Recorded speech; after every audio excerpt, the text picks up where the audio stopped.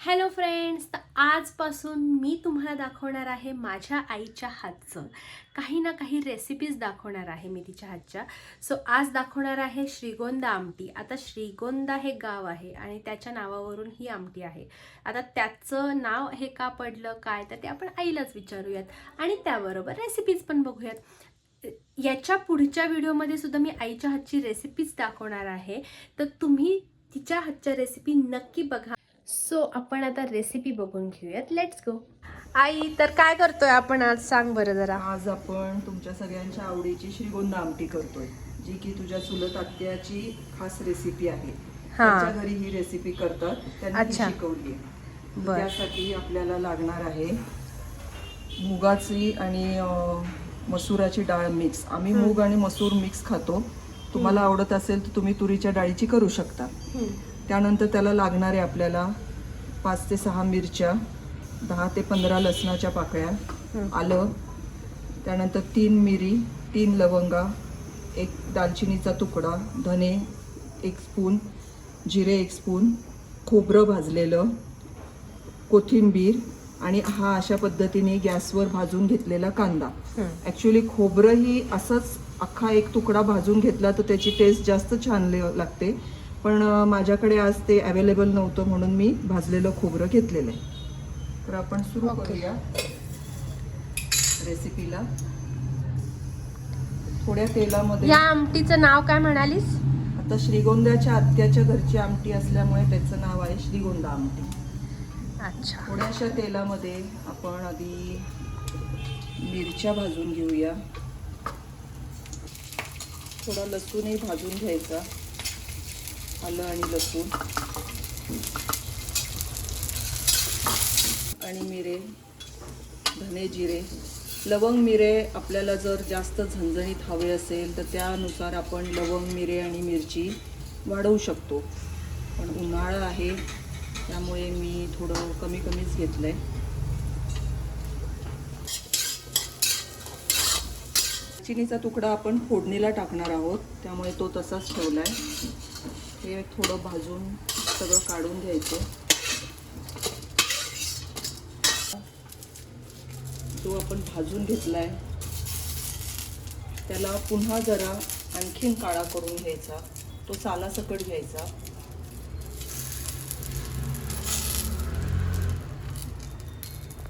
कांद्याचा वरचा पापुद्रा 2 लेअर आपण काढून घेतले होते, त्यामुळे आता याच्यामध्ये हे सगळेच पापुद्रे घ्यायचे, कारण त्याच्यानेच खरी टेस्ट येणार आहे.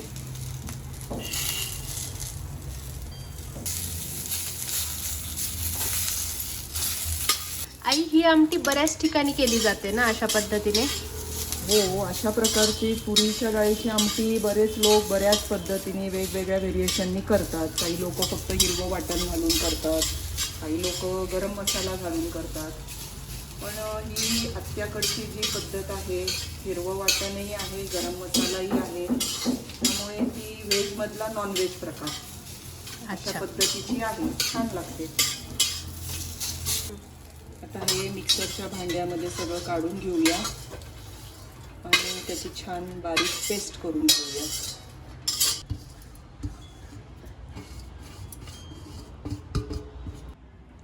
हे अशा पद्धतीने बारीक वाटून घ्यायचंय वाटण सगळं. आपण जे जिन्नस घेतले आणि असं काळं झालं पाहिजे, असं काळपट रंग झाला पाहिजे.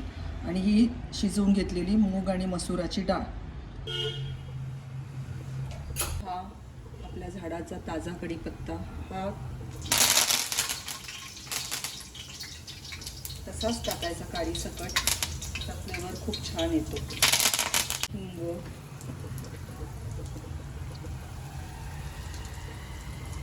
हळद आणि वाटण सगळं पुसून व्यवस्थित टाकायचं. हातानेच पुसून टाकायचं, चमच्याने वगैरे नाही. डाळ घुसळून घ्यायची चांगली.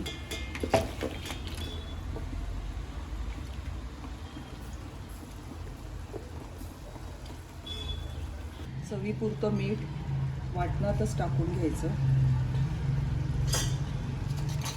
हां, तर तू स्टोरी सांगत होती ना आई ह्या आमटीची. हो, ही ना आमटी ॲक्च्युली आत्याच्या घरची, तुझ्या श्रीगोंद्याच्या आत्याच्या घरची असली तरी ही रेसिपी त्यांच्या सासऱ्यांनी स्वतः शोधून काढलेली होती. अच्छा, सासऱ्यांनी. हो, आत्याचे सासरे ही आमटी स्वतः करायची आणि त्यानुसार आत्या इथे आल्यावर ती आपल्याला करून दाखवायची आणि आपल्यालाही सगळ्यांना ती खूप फेवरेट झाली.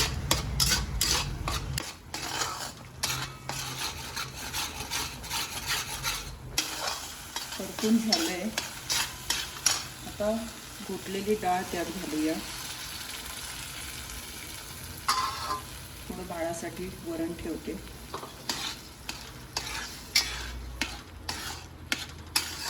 ही आमटी पातळ छान लागते भाकरीबरोबर कुचकरून खायला. त्यामुळे आपल्याला हवी तशी पातळ करून घ्यायची आणि नंतर काढून टाकायची.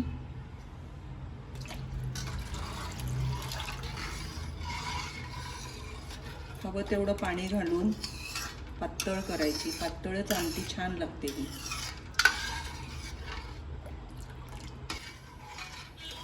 यामध्ये एक महत्त्वाचा जिन्नस अजून असतो, तो म्हणजे तीळ. तीळही भाजून वाटणात घालतात, पण उन्हाळा आहे खूप, त्यामुळे मी उष्ण असतात म्हणून नाही घातलेले.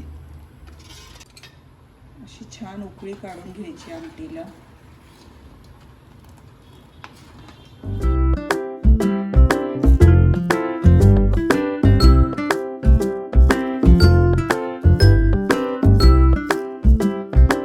तर आता बघूयात आपण आमटी कशी झाली आहे ते. ॲक्च्युली मी डाएट करते, सो अर्धीच भाकरी मी घेणार आहे आणि आता कुचकरून खाणार आहे मी. थोडंसं लिंबू पिळूयात.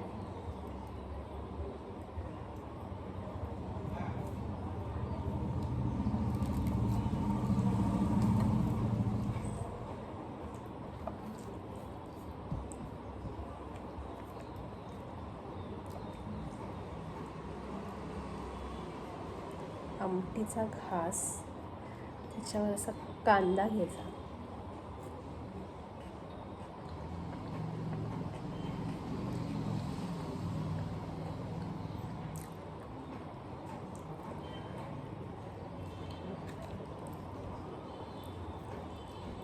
अप्रतिम.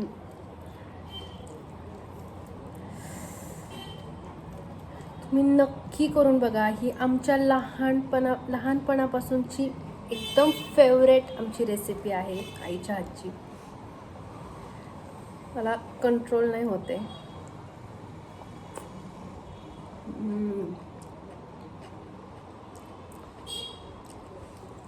व्हिडिओ लाईक करा, शेअर करा, सबस्क्राईब करा आणि आवडली असेल तर नक्की मला कमेंटमध्ये सांगा. त्याचबरोबर अशी आमटी तुम्ही पण नक्की करून बघा. खूप टेस्टी होते, खूप टेस्टी. थँक्यू. Stay tune.